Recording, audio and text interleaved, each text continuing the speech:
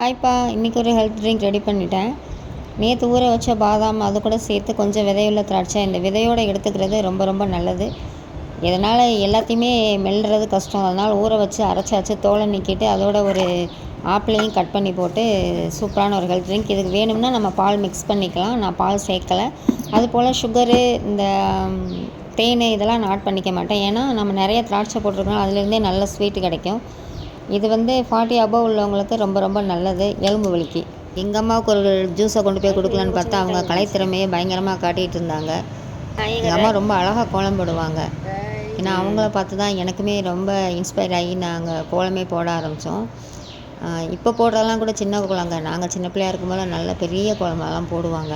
இப்போ அவங்களுக்கு கொஞ்சம் வீசிங் ட்ரபிள் இருக்கிறதுனால இவ்வளோ தான் போடுறாங்க. ஆனால் பட் இதுவே ரொம்ப ஜாஸ்தி எங்கள் வீட்டுக்கு. அந்தளவுக்கு அழகாக போடுவாங்க. இதெல்லாம் அவங்களுக்கு ரொம்ப பிடித்தமான விஷயம் இந்த கோலம் போடுறதுன்னு. அவங்களால ரொம்ப முடியலைன்றப்போ நாங்கள் அந்த டிபார்ட்மெண்ட் எடுத்துக்கிறது. மற்றபடி அவங்களுக்கு மைண்டுக்கு எது பிடிக்குதோ அதை அப்படியே செய்யுங்க அப்படின்ட்டு நாங்களும் விட்டுறது. ஓகேப்பா. அப்படியே பார்த்திங்கன்னா பின்னாடி அவ்வளோ பூ அழகாக இருந்துச்சு. எனக்கு ரொம்ப ரொம்ப இது தனி ஸ்பெஷல் பார்ட் மாதிரிங்க. இந்த காலையில் இந்த பூக்களை பார்க்குறது எல்லாமேவும். அப்படி எங்கள் அம்மாவுக்கு செஞ்ச வேலைக்காக பாராட்டி, அவங்களோட திறமையை பாராட்டி ஒரு ஜூஸையும் கொடுத்தாச்சு.